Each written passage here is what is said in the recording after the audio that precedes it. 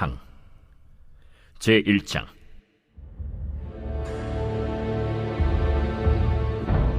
다윗 왕이 나이가 많아 늙으니 이불을 덮어도 따뜻하지 아니한지라 그의 시종들이 왕께 아뢰되, 우리 주 왕을 위하여 젊은 처녀 하나를 구하여 그로 왕을 받들어 모시게 하고 왕의 품에 누워 우리 주 왕으로 따뜻하시게 하리이다 하고 이스라엘 사방 영토 내에 아리따운 처녀를 구하던 중 수넴 여자 아비삭을 얻어 왕께 데려왔으니 이 처녀는 심히 아름다워 그가 왕을 받들어 시중들었으나 왕이 잠자리는 같이 하지 아니하였더라.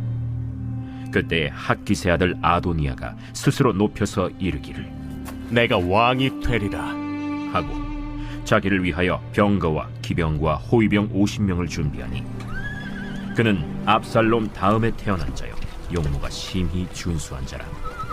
그의 아버지가 내가 어찌하여 그리 하였느냐고 하는 말로 한 번도 그를 섭섭하게 한 일이 없었더라.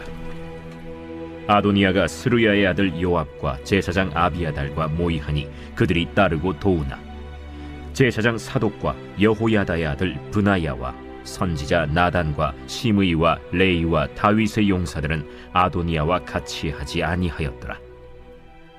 아도니아가 에누로겔 근방 소헬렛 바위 곁에서 양과 소와 살찐 송아지를 잡고 왕자 곧 자기의 모든 동생과 왕의 신하된 유다 모든 사람을 다 청하였으나 선지자 나단과 브나야와 용사들과 자기 동생 솔로몬은 청하지 아니하였더라.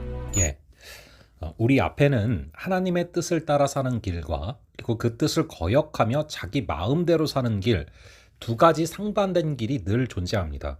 자기 욕심을 따르는 길은 성공적인 인생을 사는 것 같이 보일지 모르지만 최종적인 결과가 참혹합니다. 이 다윗의 아들 아도니아가 하나님의 뜻을 거역하는 어리석은 선택을 하게 된 이유와 우리에게 주는 교훈이 무엇인지를 살펴보려고 합니다. 이 다윗 왕은 이제 늙어서 더 이상 왕의 역할을 감당하기가 어려운 처지가 됐습니다. 그러자 다윗 가문에는 자연스럽게 후계자 문제가 대두되는데요.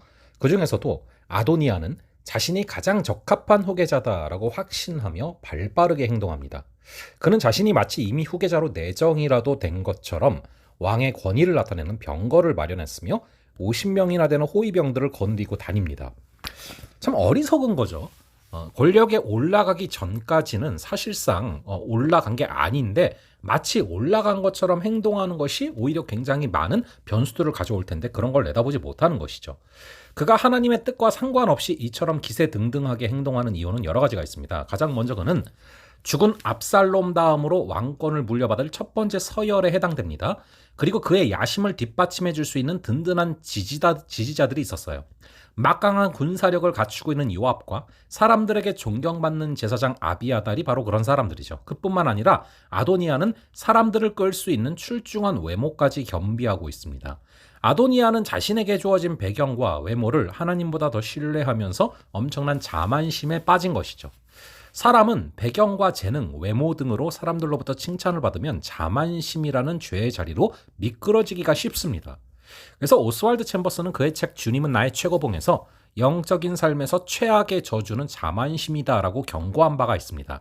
자만심은 우리를 하나님의 뜻을 외면하는 어리석은 선택으로 이끌 수 있음을 기억하시기 바랍니다. 잠언은 훈계의 책망이야말로 생명의 길이다라고 말씀합니다. 올바른 책망은 지혜롭고 의로운 삶을 살도록 우리를 인도한다는 것이죠. 그런데 아도니아 주변에는 그의 잘못된 선택과 행동에 대해서 책망하거나 조언하는 사람이 부재합니다.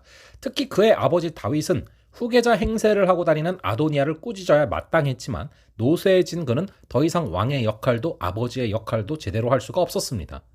군사령관 요압과 제사장 아비아달 역시 아도니아에게 참된 조언을 해야 할 위치에 있는 사람들임에도 불구하고 오히려 그에게 동조해서 왕권을 이어받도록 그를 부추기는 악한 조력자가 됩니다.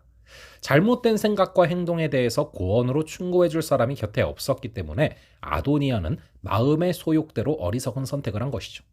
하나님의 뜻 안에서 바르게 살려면 하나님의 사람들에게 우리의 생각과 속마음을 나누고 진심 어린 조언을 구해야 합니다. 그리고 때로는 우리의 기분이 상할지라도 잘못된 행실을 지적하고 책망하는 말에 귀를 기울여야 합니다. 지혜로운 사람의 책망을 듣는 것이 어리석은 사람의 노래를 듣는 것보다 낫습니다. 그게 전도서 7장 5절에 나오죠. 우리가 자신의 부족함을 인정하는 태도를 갖춘다면 사람들은 참된 충고와 조언을 아끼지 않을 것입니다. 하나님은 지금도 교회의 경건한 지체들을 통해서 당신의 음성을 들려주기를 원하십니다. 마음을 낮추고 귀를 열어서 이 음성을 청종할 수 있기를 바랍니다. 우리가 하나님의 백성으로서 어리석은 길로 가지 않는 비결은 자만심을 버리고 경건하고 지혜로운 사람들의 충고에 귀를 기울이는 것입니다. 하나님은 우리를 홀로 내버려 두지 않으십니다. 당신의 사람들을 통해서 우리에게 전해주시는 뜻을 겸비한 마음으로 열린 귀로 받아들일 때 우리는 패망의 길이 아니라 생명의 길을 걸어가게 될 줄로 믿습니다. 잠시 기도하겠습니다.